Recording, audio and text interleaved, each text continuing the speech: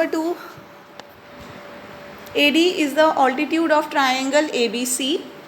Show that the force AD acting along AD has components a square plus b square minus c square over 2a square AB and c square plus a square minus b square over 2a square AC. तो सबसे पहले तो ना इनका जो diagram है वो गलत है, आपने डायग्राम दोबारा से बनाना है इसका। ये जो ट्राइंगल बना रहे हैं ये ऐसे लग रहा है ना कि ये आइसोसेलेस ट्राइंगल है, जबकि हमें तो ऐसा कुछ गिवन नहीं है। तो आप इसमें प्रॉपर ट्राइंगल बनाओगे ABC and AD is the altitude. तो आप कोशिश करो ऐसे प्रॉपर ट्राइंगल दिख रही है ना सबको, यस। और AD क्या है इसकी ऑल्टीट्यूड। तो उन्होंने डायग्राम जो बनाया वो थोड़ा सा ऐसे लग रहा है कि वो आइसोसेलेस ट्राइंगल है। सो जब आपने ट्राइंगल ABC बनाया उन्होंने आपको बोला क्या है, they have asked you to find components of the force AD, यानी कि AD के अलॉन्ग एक फोर्स है, उसके आपको कंपोनेंट्स फाइंड करने हैं अलॉन्ग AB एंड AC। तो हम ले लेते हैं let P and Q be the components along AB and AC, ठीक है। अच्छा, एक तो इसको हम इस मेथड से कर सकते हैं, बट इन्होंने इस मेथड से नहीं किया। इन्होंने क्योंकि ये लैम्डा म्यू थ्योरम यूज़ करना चाह रहे हैं यहाँ पे, तो इन्होंने लैम्डा म्यू वाले मेथड से किया है। सो लैम्डा म्यू थ्योरम क्या बोलती थी, if the force is acting along, मैं इसी ट्राइंगल के रेफरेंस में बोल रही हूँ, if a force is acting along AB which is proportional to lambda times AB and a force acting along AC proportional to mu times AC, then their resultant is given by lambda plus mu times AD, where D is dividing BC in the ratio mu is to lambda, ठीक है ये चीज़। सो यही इन्होंने use किया है। Diagram मैंने आपको बताया, थोड़ा सा इसको ठीक से बना लेना। So by lambda mu theorem they are saying lambda times AB plus mu times AC is equal to lambda plus mu times AD। कोई डाउट यहाँ तक? उसके बाद इन्होंने यहाँ से क्या किया, AD की वैल्यू निकाल ली, that is lambda plus mu से इसको डिवाइड किया। So AD is equal to lambda over lambda plus mu times AB plus mu over lambda plus mu times AC, where lambda BD is equal to mu DC। ये clear है चीज़ कि जो BD था, जो D था वो BC को म्यू इज टू लैम्डा में डिवाइड कर रहा था। तो जब आप लिखोगे यहाँ पे BD over CD is equal to mu over lambda, you will write down BD over CD is equal to mu over lambda. तो इसको जब आप क्रॉस मल्टीप्लाई करोगे तो आपके पास वही आ जाएगा जो उन्होंने दिया हुआ है, that is lambda times BD is equal to mu times DC। So इसकी हेल्प से उन्होंने अगेन नेक्स्ट स्टेप में lambda over mu is equal to DC over BD लिख लिया, ठीक है। अब देखो DC की value in triangle ADC, in triangle ADC DC over AC can be written as cos C, and similarly in triangle ABD BD can be written as BD over AB is equal to cos B। उसके बाद AC को हम small b से represent कर सकते हैं, yes, and AB को हम स्मॉल c से रिप्रेजेंट कर सकते हैं। सो हमारे पास आ गया यहाँ से lambda over B cos C is equal to mu over C cos B is equal to, you know, when two ratios are equal they are also equal to the ratio of their sums. So this is equal to lambda plus mu over B cos C plus C cos B. Is that okay? अब अगर आपको B cos C plus C cos B को solve करना हो तो कैसे करेंगे?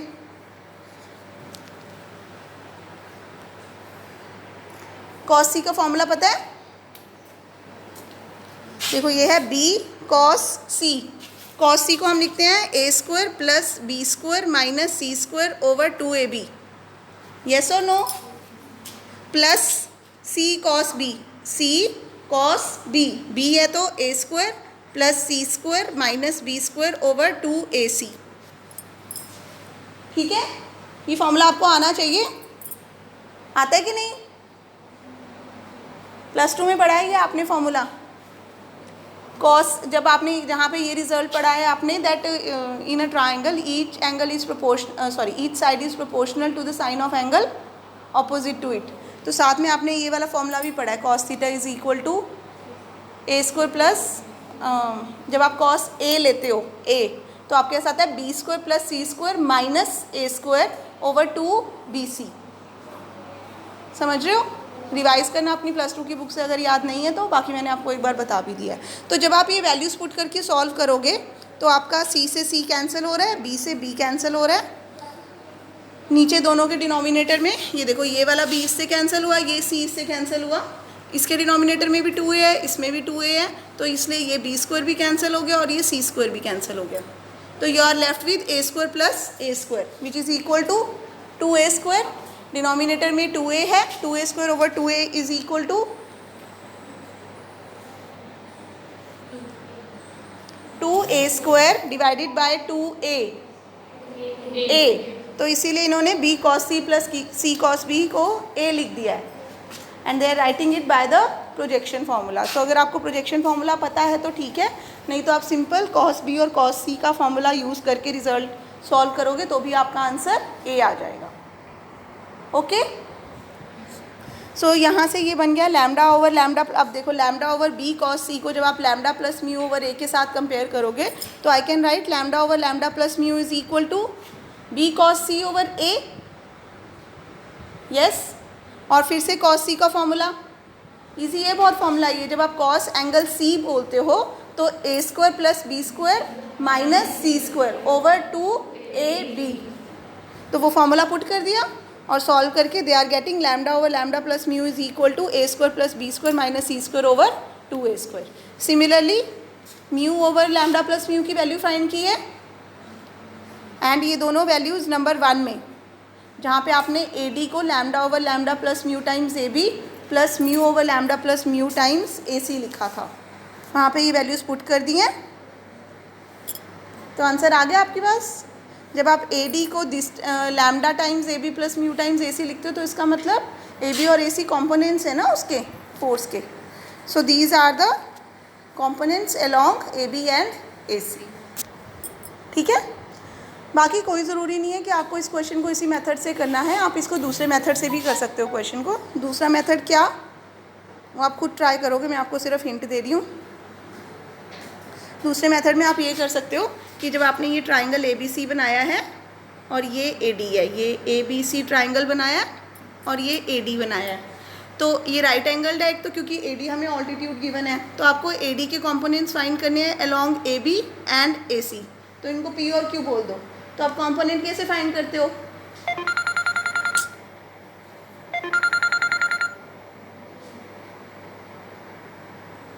तो अब जब आपको कंपोनेंट्स फाइंड करने हैं तो आपको AD का कंपोनेंट फाइंड, P को कैसे फाइंड करते हो आप, AD into cos of angle this over sorry cos होता है कि sine of angle this over sine पूरा एंगल A, और ये वाला एंगल किसके इक्वल होगा, ये देखो ये राइट एंगल ट्राइंगल है, ये एंगल C है, तो इसको इतने एंगल को मैं 90 माइनस C बोल सकती हूँ। सिमिलरली इस वाले ट्राइंगल में ये 90 है, ये B है, तो इधर वाले पार्ट को मैं 90 माइनस B बोल सकती हूँ। तो आपको एंगल्स पता लग गए दोनों और आपको कंपोनेंट ऑफ फोर्सेस का फॉर्मूला आता है। तो this is hint for you and this is the second method. With this method also you can find the components of AD along AB and AC। इससे आपका जो आंसर है वो क्योंकि AD के टर्म्स में आएगा, फिर आप AD और AB में रिलेशन फाइंड कर सकते हो, है ना। यहाँ पे AB और AD में रिलेशन, ये एंगल B है तो AB over AD will be equal to sine B, तो AD की value in terms of AB put कर दोगे। जैसे कि हमने ये ऐसा एक क्वेश्चन किया है,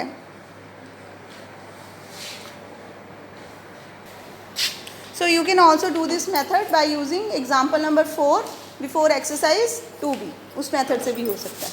So now I am coming to example number 3, very important example.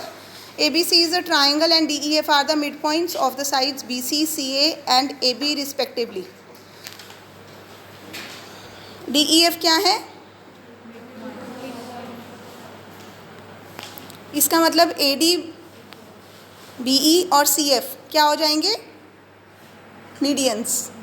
ठीक है, सो इसमें ABC आपको अपनी कॉपी पे साथ साथ ड्रॉ करो जरा। एक ट्राइंगल ABC ऐसे ड्रॉ करना है, एक साइड छोटी एक साइड बड़ी, ठीक है। हाँ, आप अपनी कॉपी में जैसा आपको ड्रॉ करना है, आपने कोई भी एक ट्राइंगल ड्रॉ करो रैंडमली, बट वो आइसोसेलेस नहीं लगना चाहिए, ठीक है। उसके बाद आप BC की मिड पॉइंट लोगे D, AC का मिड पॉइंट लोगे ई और ए बी का मिड पॉइंट लोगे एफ, यही दिया ना हमें, yes. So A D B E and C F medians हो गई, और इनका point of intersection of medians is known as centroid of the triangle. तो G will be the centroid of the triangle. देखते हैं हमें सेंट्रॉइड की ज़रूरत है या नहीं है इसमें। सो क्वेश्चन एक बार दोबारा पढ़ रही हूँ मैं। A B C is the triangle and D E F are the mid points of the sides B C C and A B respectively. Forces represented by A D. अब इसमें forces देखो आपको कैसे दी हुई हैं। एक फोर्स है A D, एक फोर्स है 2/3 टाइम्स बी ई। समझ रहे हो, मतलब उसकी डायरेक्शन अलॉन्ग बी ई है पर उसका मैग्नीट्यूड क्या है, 2/3 times B E. And third force is 1/3 times C F. So these forces act at point where A D and B E meet. तो ये फोर्सेज एक्ट कहाँ पे कर रही हैं, at the centroid. A D और बी ई मीडियंस है ना, वो कहाँ मीट करेंगी, सेंट्रॉइड पे। So these forces are actually acting at the point G. Show that resultant is represented in magnitude and direction by half AC and that the line of action divides BC in the ratio 2:1. So इसमें हमने अब जो निकालना है, result जो निकालना है वो किसका निकालना है, AD 2/3 BE and 1/3 CF। तो इन्होंने देखो क्या किया है, ये ले रहे हैं सबसे पहले eight the point G. G is the centroid. So can I write AD is equal to AB plus AC is equal to 2 times AD?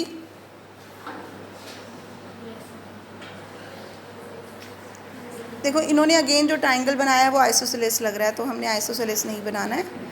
तो अगर हमने ये जो ट्राइंगल आपने जो बनाया था उसमें D was the mid point, so D is dividing BC in the ratio 1:1.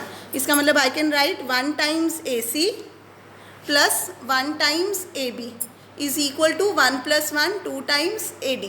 तो उसी को यूज़ करके इन्होंने ये लिख दिया है 2 times AD is equal to AB plus AC। Is that okay?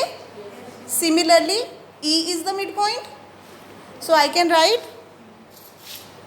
1 times BC plus 1 times BA is equal to 2 times BE। and F is also the midpoint, so 1 times AC 1 times CA। AC लिख दोगे तो गलत हो जाएगा, बिल्कुल directions का ध्यान रखना है। so 1 times CA plus 1 times CB is equal to 2 times CF। Clear है इतना? so ये तीनों रिजल्ट्स लिखने के बाद अब हमें जो चाहिए था उसमें था AD, तो फर्स्ट वाले उससे उन्होंने AD की वैल्यू निकाल ली है।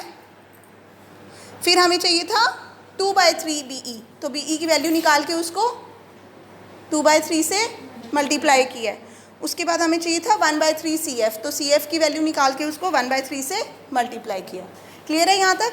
Simple lambda mu theorem use की और जो जो हमें चाहिए था उसके अकॉर्डिंगली हमने वैल्यूज़ निकाल लिया। अब हमें इन तीनों का रिजल्टेंट निकालना है, तो हम इन तीनों को ऐड कर देंगे। तो देखो इन्होंने इन तीनों को ऐड किया, तो लेफ्ट हैंड साइड पे तो सिंपली आ गया AD plus 2/3 BE plus 1/3 CF। Right hand side पे देखो अब ध्यान से, इनके पास आ रहा है half AB from number 1 and 1/3 BA from number 2। तो क्योंकि इन्होंने BA को AB लिखा है तो वो -1/3 हो जाएगा। येस और no? So I am getting 1/2 minus 1/3 times AB plus फिर अब BC वाली टर्म्स कलेक्ट की हैं। सो 1/3 BC है नंबर 2 में और नंबर 3 में था 1/6 CB, तो उसको कर दिया -1/6 BC। देन प्लस 1/6 CA और हाफ AC को एज इट इज़ लिखा है। अभी वो क्यों लिखा है अभी आपको पता लग जाएगा। अगर आपने नहीं भी लिखा होगा हाफ, तो आप ऐसे कैसे, तो आप क्या करते हैं हाफ माइनस 1/6 कर देते। लेकिन ये आप देखोगे तो कि हम जो चाहते हैं वो चाहते हैं कि direction of the sides taken in order हो, तो इसीलिए इन्होंने एक बार AB लिया है, फिर BC और साथ में CA, तभी वो AB BC CA taken in order होगा ना, क्योंकि हम triangle law of forces use करेंगे that if the 3 forces are represented completely by the sides of a triangle taken in order then they are in equilibrium, and if they are in equilibrium that means their resultant is 0।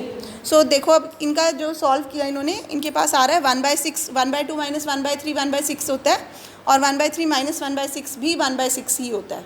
So 1/6 common लेके AB plus BC plus CA, तो वो CA उसके साथ mix हो गया ना, मतलब combine हो गया, प्लस हाफ AC आपका एज इट इज़ रह गया. अब ये जो AB BC CA था, because they are the forces represented completely by the sides of a triangle taken in order, so their resultant is 0. So AB plus BC plus CA is equal to 0. So we are left with half AC. That means resultant of the required of the given three forces is given by half AC. Okay? Now we have to come to the second part. Second part में क्या पूछा उन्होंने?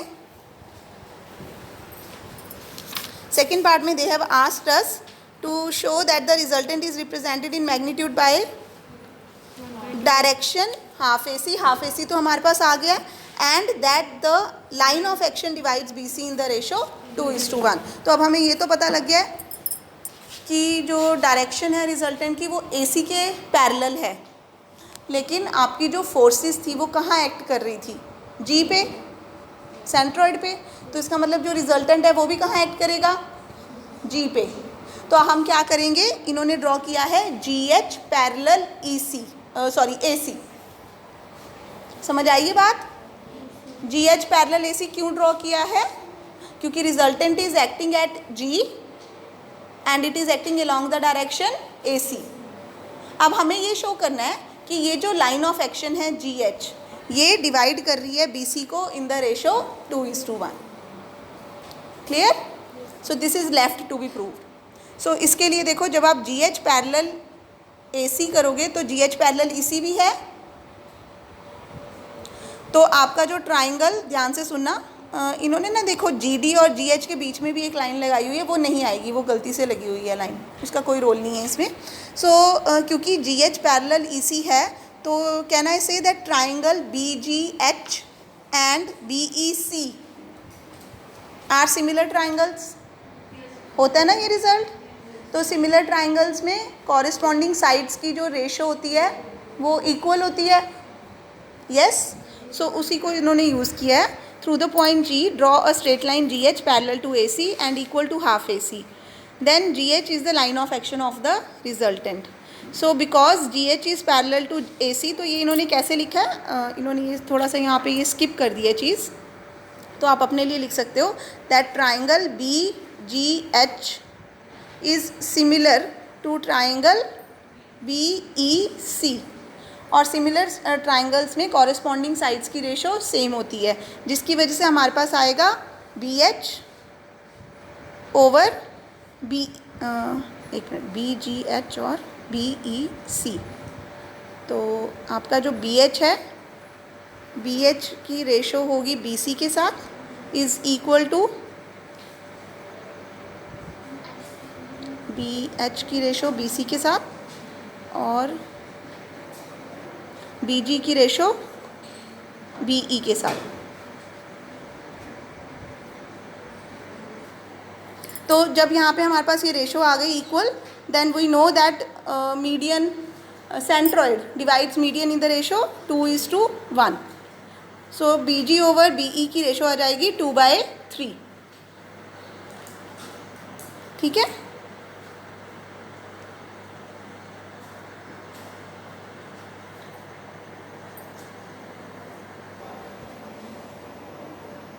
सो यहाँ पे मैंने दोबारा लिख दिया है एक बार कि BH over BC is equal to BG over BE, और फिर इज़ इक्वल टू 2/3 आ जाएगा. So that means BH is equal to 2/3 BC. If BH is equal to 2/3 BC, that means CH is equal to 1/3 BC. And फिर जब आप BH over CH की ratio लोगे तो वो 2:1. So that means H is dividing BC in the ratio 2:1. ठीक है?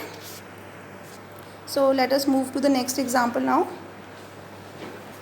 Example number 4. P is a point in the plane of the triangle ABC and I is its in center. Show that resultant of the force is represented by. अब in center क्या होता है?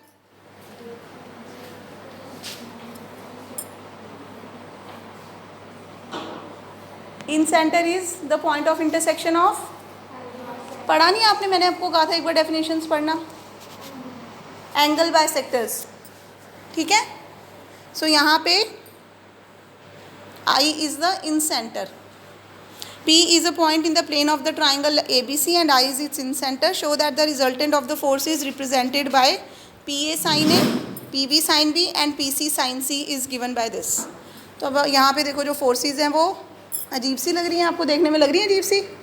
PA sin A plus PB sin B plus PC sin C. तो वो अजीब सी नहीं है, वो उन्होंने हमें हेल्प की हुई है. कैसे हेल्प की है कि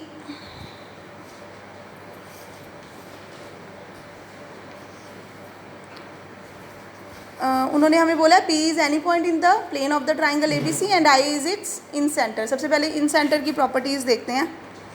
इन centre is the angle bisector, point of intersection of angle bisector. अपनी कॉपी पे ड्रॉ करो एक ट्राइंगल ABC.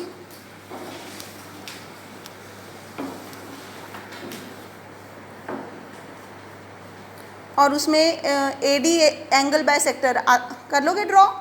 AD एक ऐसी लाइन ड्रॉ करो जो BAC को बाइसेक्ट कर रही हो. तो AD आपका एंगल बाइसेक्टर हो गया. ठीक है. अब अगर AD एंगल बाइसेक्टर है तो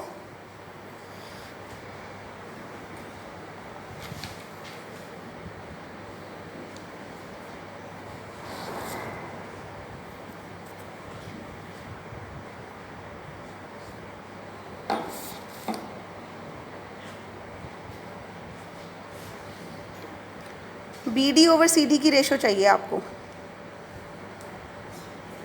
हाँ ठीक है.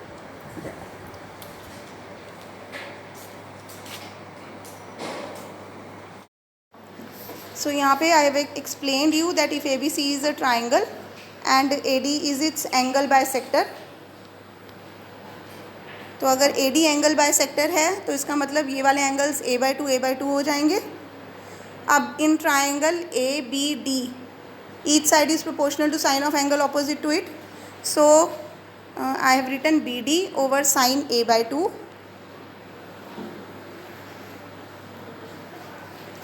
BD over sine A/2 is equal to AD over sine B. Similarly, in the other triangle, CD is proportional to sine A/2 and AD is proportional to sine C. अब जब आप इन दोनों की रेशो लोगे तो AD से AD cancel हो गया, साइन A/2 से साइन A/2 कैंसिल हो गया and we are left with this BD over CD is equal to sine C over sine B. So ये रिज़ल्ट इन्होंने यूज़ किया है. अब मैं इसके सॉल्यूशन पे आ रही हूँ जो पेज नंबर 33 में गिवन है. By lambda mu theorem we have sine B times PB plus sine C times PC is equal to sine B plus sine C times PD. तो अब ये चीज़ आपको समझ आ गई ना. where D is a point on BC such that BD over DC is equal to sin C over sin B is equal to C over B. So therefore लिखा है इन्होंने, therefore AD is the internal bisector of angle A. therefore नहीं यहाँ पे because आना है, because AD is the internal bisector of angle A, जिसकी वजह से जो ऊपर वाली रेशो हमारी BD over CD equal to sin C over sin B आई है. अब आपको रिजल्टेंट जो निकालना था उसमें आपको PB sine B plus PC sine C का रिजल्टेंट पता लग गया. इसी में हम दोनों साइड ऐड कर देंगे PA sine A plus PA sine A. ठीक है, देखो किया हुआ है उन्होंने. नाउ दोनों side PA sine A add कर दिया. अब ये भी एक रिज़ल्ट होता है कि जो इन सेंटर है, जो कि हमने यहाँ पे इन सेंटर हमारा जो बनेगा, this in centre on point AD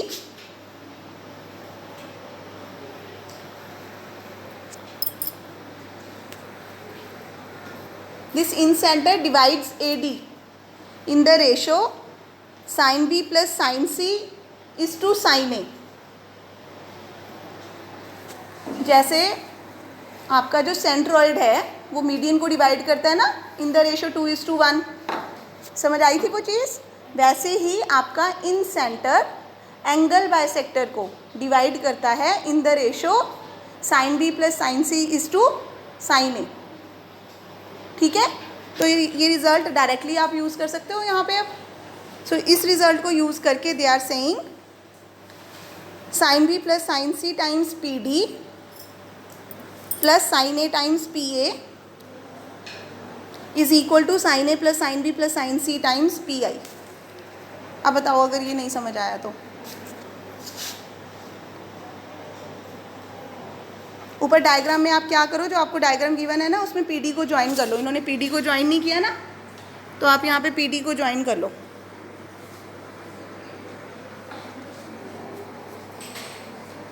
हाँ जी ठीक है। उसके बाद आपके पास है sine B plus sine C plus sine A plus sine B plus sine C। तो इसको तो आगे सॉल्व किया है साइन A प्लस B का फॉर्मूला लगा के। नेक्स्ट सिर्फ कैलकुलेशन पार्ट है, वो आप खुद कर लोगे, वो मैं नहीं डिस्कस कर रही हूँ। क्लियर है इतना? तो नहीं समझ आया तो आप घर जाके एक बार दोबारा अपने हाथ से करके देखो इसको एग्जाम्पल को, फिर किसी स्टेप में डाउट होगा तो आप मुझसे पूछ लेना। अभी मैं फटाफट से, टाइम हमारे पास ख़त्म हो गया, एक एग्जाम्पल में ज़्यादा टाइम नहीं लगेगा। सेकेंड एग्जाम्पल आपने देखा था पेज नंबर 38 पे। तो एग्जाम्पल नंबर 3 जो है उसमें क्या है, the ends of an inelastic string and weightless string 17 centimeter long are attached to 2 points 13 centimeter apart in the same horizontal line. Find the maximum weight that can be suspended from the string. तो सारा ऊपर वाला diagram बना के Lami's theorem लगा के आपके पास आ रहा है T1 over cos theta equal to T2 over sin theta equal to W। Page number 39 पे टॉप पे।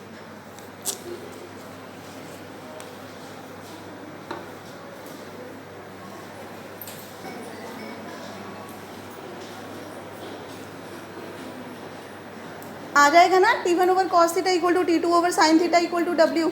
अब उन्होंने आपको बोला है कि tension in string OA is greater than the tension in the string OB। ऐसा क्यों है? क्योंकि हमने कल फर्स्ट एग्जांपल में ये देखा था that tensions are inversely proportional to their lengths. इसका मतलब जितनी बड़ी लेंथ होगी उतनी कम टेंशन होगी, और जितनी छोटी लेंथ होगी उतनी ज़्यादा टेंशन होगी। तो वो बोल रहे हैं क्योंकि OA की लेंथ कम है तो OA पे जो टेंशन है T1 वो ज़्यादा होगी। So T1 is greater than T2 and now the string can bear maximum tension of 1, ये भी गिवन है। सो इसका मतलब T1 is equal to 1। So T1 is equal to 1 use करके T1 over cos theta equal to W में जब आप T1 को 1 पुट करोगे तो आपके पास W की वैल्यू आ गई है 13/12 kg। That means maximum weight that string can handle is 13/12 kg। ठीक है। सो अभी ये फोर्थ एग्जांपल अभी भी रह गया, इसको कल डिस्कस करेंगे, प्लस साथ में मैं आपके कल डाउट्स लूँगी। सो एग्जांपल 4 में क्या है, a ring of weight W which can slide freely on the smooth vertical circle is supported by a string attached to the highest point.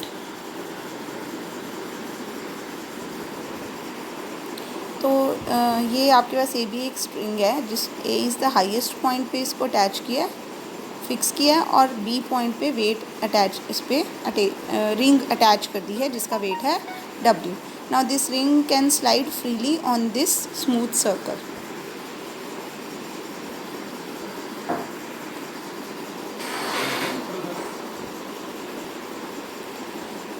सो अब आपने क्या करना है, और क्या बोला इन्होंने, if the thread subtends an angle theta at the centre, so this thread AB subtending angle theta at the center, find the tension in the thread and reaction of the circle on the ring।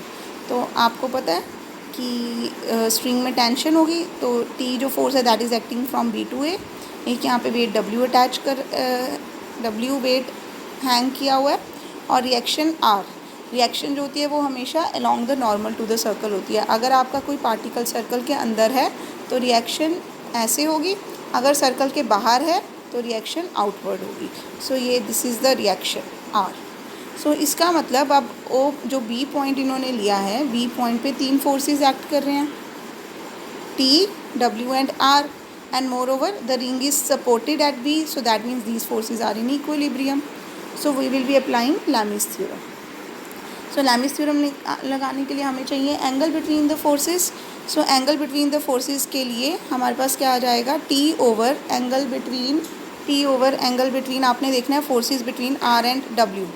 R and W के बीच में ये वाला angle कैसे आएगा, क्योंकि ये वाला angle theta है। देखो ये एंगल थीटा था, तो ये ऑल्टरनेट एंगल्स हैं थीटा, ये भी थीटा हो जाएगा। अब अगर ये थीटा है तो ये वाला एंगल हो जाएगा 180 degree minus theta. So T over sine 180 minus theta आ गया आपके पास।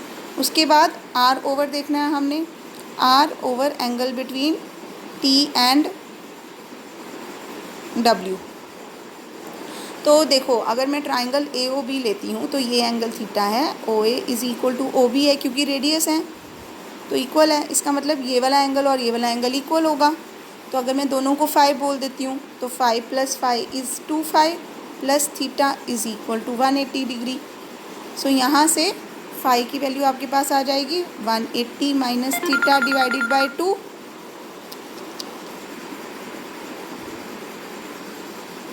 सो 180 माइनस थीटा डिवाइडेड बाय 2 आ जाएगी फाई की value, that means 90 minus theta by 2। तो वही इन्होंने लिखा हुआ है यहाँ पे 90 minus theta by 2। So angle between R का देखना है ना हमने, R over angle between T and W will be 90 minus theta by 2 में प्लस थीटा भी करना पड़ेगा आपको, ये पूरा एंगल है। तो 90 माइनस थीटा बाय 2 में जब आप प्लस थीटा करोगे तो you will be getting 90 plus theta by 2। यहाँ पे प्लस आना था, ये गलती की है इन्होंने, ठीक है। उसके बाद W over angle between T and R। तो T एंड R के लिए हमें चाहिए ये वाला 90 माइनस थीटा बाय 2 था एंगल, ये वाला। तो अगर मैं 180 में से 90 माइनस थीटा को बाय 2 को माइनस कर दूँगी तो angle between T and R आ जाएगा। तो 180 में से जब आप 90 माइनस थीटा को माइनस करोगे तो आपके पास फिर से आएगा 90 प्लस थीटा बाय 2। तो यहाँ पे भी 90 प्लस थीटा बाय 2 आना है। So finally I am getting T over cos sine theta is equal to R over cos theta by 2 is equal to W over cos theta by 2।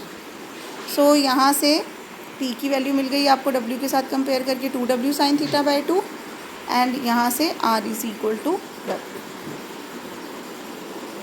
सो इसके साथ ये example ख़त्म हो गया। So now your homework is you have to complete your exercise 2D and 2C also.